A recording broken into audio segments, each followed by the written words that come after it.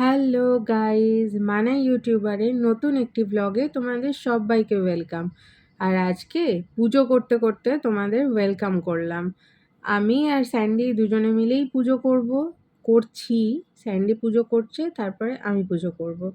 তার কারণ হলো আজকে তো শ্রাবণ মাসের প্রথম সোমবার, তাই সোমবারটা যার বার তাকে দিয়েই তো শুরু করা উচিত আমাদের, তাই না?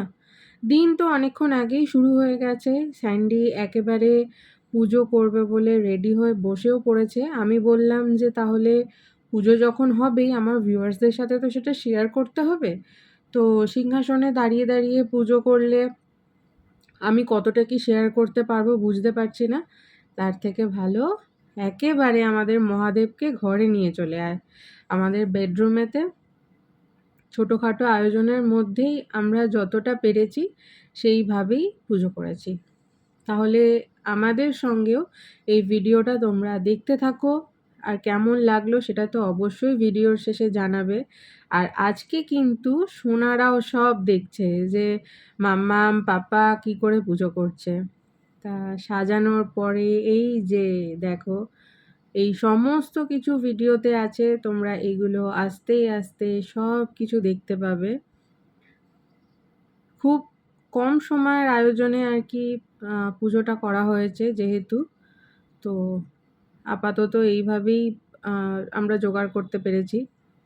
এই দেখো, সোনারা বসে আছে, সব একসঙ্গে সবাই বসে আছে আজকে।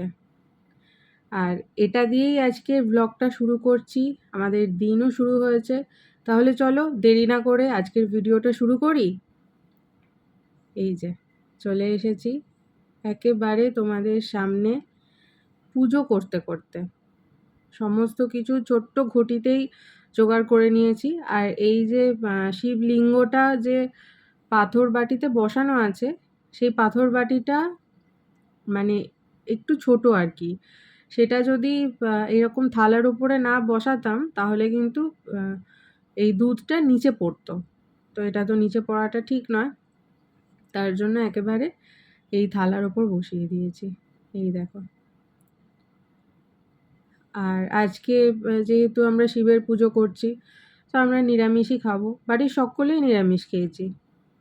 আর একেবারে আজকে যেমন মানে শ্রাবণ মাসে সোমবার, তো শ্রাবণ মাসে সোমবারেরই মতো সকাল থেকে অঝোর ধারায় বৃষ্টি হচ্ছে। কখনো কালো মেঘ করে আসছে, কখনো রোদ উঠছে, কখনো দেখে মনে হচ্ছে যে বৃষ্টি হবে না, কিন্তু তাও বৃষ্টি হচ্ছে। তো এইভাবেই শ্রাবণ মাসটা কাটাতে হবে, কিছু করার নেই। এই শ্রাবণ মাসে যারা মহাদেবের কাছে জল ঢালতে যান, তো তাদের জন্য তো একদম এই ওয়েদারটা অ্যাপ্রোপ্রিয়েট। কষ্ট হবে না গরমে হেঁটে যেতে, না হলে তো হেঁটে যেতে খুবই কষ্ট হবে, পারবে না বাবার কাছে জল ঢালতে যেতে। যদিও বাবা তার শিষ্যদের মানে সন্তানদের আর কি কষ্ট কোনো মতেই দেবে না। স্যান্ডির আগে পুজো দেওয়া হয়ে গেছে, আমি তো আর সেই পুজোর জিনিসগুলো খুলতে পারবো না, আমি তার উপরেই জল ঢালছি।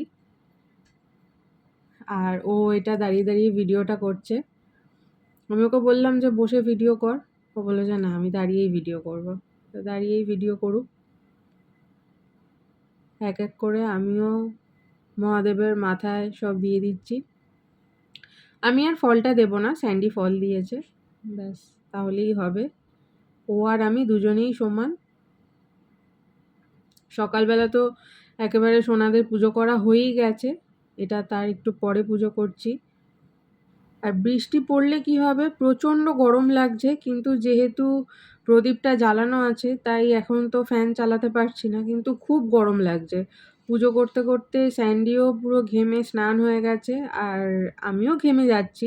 ও একটু বেশি ঘেমে গেছে, তার কারণ হলো ও একটু ছটফট বেশি করে, তার জন্য ও একটু বেশি ঘেমে গেছে আর আমি একটু কম ঘামছি, ব্যাস। এই যে প্রদীপ দেখিয়ে দিলাম একেবারে। কি সুন্দর বাবা মহাদেবকে দেখতে লাগছে না? মানে ঠাকুরকে না মন থেকে যেরকমভাবে সাজাবে সেরকমভাবেই দেখতে ভালো লাগবে। আকন্দর মালা পাইনি, এত মানে আকন্দর মালা বিক্রি হয়ে গেছে, সবাই এত এত মালা নিয়েছে যে আমরা যখন গেছি আর আকন্দর মালা পাইনি। তো যাই হোক, এটাতেই শিব বাবা সন্তুষ্ট হবে। আর আমি বলছি যে এখন ঠাকুরটা এখানেই থাক, বাইরে যাবে না। সাজানোর পরে মহাদেবকে ঠিক এরকম দেখতে লাগছে, দেখো কি ভালো লাগছে না? আমরা তো কতক্ষণ ধরে দেখেই গেছি। আকন্দের মালাটা হলে আরো বেশি ভালো লাগতো, কিন্তু আকন্দর মালা পাইনি, আর কিছু করার নেই। মহাদেব এতেই সন্তুষ্ট। মহাদেবকে এত কিছুও দিতে লাগে না, শুধু বেলপাতা দিলেই উনি সন্তুষ্ট। আমরা আমাদের সাধ্যমতো মন থেকে ডেকেছি, এইভাবে সাজিয়ে দিয়েছি ওনাকে খুশি করার জন্য। আশা করি উনি এতে অল্প হলেও খুশি হয়েছেন। এই দেখো, থালাটাতে পুরো দুধ ভর্তি হয়ে গেছে, দেখেছো? এটা যদি এইভাবে না রাখতাম পুরো মাটিতে পড়তো, আর সেটা একদম বাজে ব্যাপার হয়ে যেত। আর এই যে একসঙ্গে দেখেছো, সোনারা বসে আছে, বড় সোনা দুপাশে দু ভাইকে নিয়ে, আর সামনে শিব বাবাজি। কি সুন্দর সবাই বসে আছে শান্ত হয়ে। অ্যাকচুয়ালি ওরা চায় যে ওদের চোখের সামনে সব কিছু হোক, ব্যাস তাহলেই হবে, আর কোথাও কাউকে যেতে দেবে না। পুজো তো কমপ্লিট হয়ে গেল, একেবারে চলে এসেছি দোকান বন্ধ করে। এটা বাড়ি যাওয়ার সময় ইলশে গুঁড়ি বৃষ্টি পড়ছে। আশেপাশের লোকজনদের দেখেই বুঝতে পারছো, কেউ কেউ ছাতা নিয়ে, কেউ কেউ রেইনকোট নিয়ে। তো বৃষ্টিটা এখন সেরকমভাবে পড়েনি বলে আমিও আর ছাতা নিইনি। রাস্তাঘাট এত ভিজে, তার মধ্যে যানজটও আছে প্রচুর।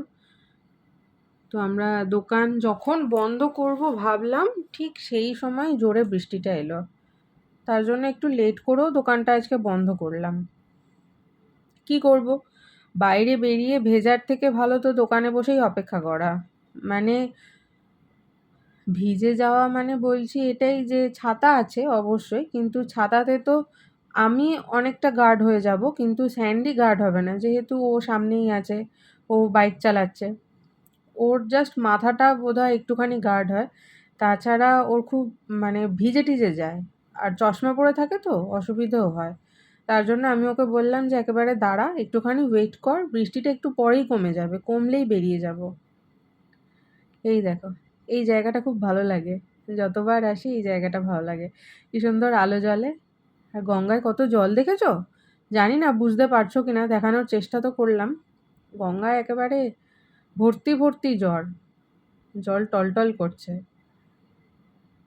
আর অনেকটাই রাত্রির হয়ে গেছে, বৃষ্টির জন্য অপেক্ষা করতে করতে, মানে বৃষ্টি থামার জন্য। এবারে কাজ টাজ কমপ্লিট হয়ে গেছে, আমরা বাড়ি যাই। তাহলে চলো, ভিডিওটা আজকের মতো এখানেই শেষ করছি। দেখা হচ্ছে নেক্সট আরেকটা ভিডিওর সঙ্গে। আর এই ভিডিওটা তোমাদের কেমন লাগলো সেটা অবশ্যই কমেন্ট করে জানাবে। ভালো লাগলে একটা লাইক করে দিও, আর ফ্রেন্ডস আর ফ্যামিলি সবার সঙ্গে শেয়ার করো। আর অবশ্যই আমার চ্যানেলকে সাবস্ক্রাইব করো কিন্তু। আর পাশে যে বেল আইকনটা আছে সেটা প্রেস করে দেবে, তাহলে আমি যখনই ভিডিও আপলোড করব তোমাদের কাছে নোটিফিকেশন যাবে।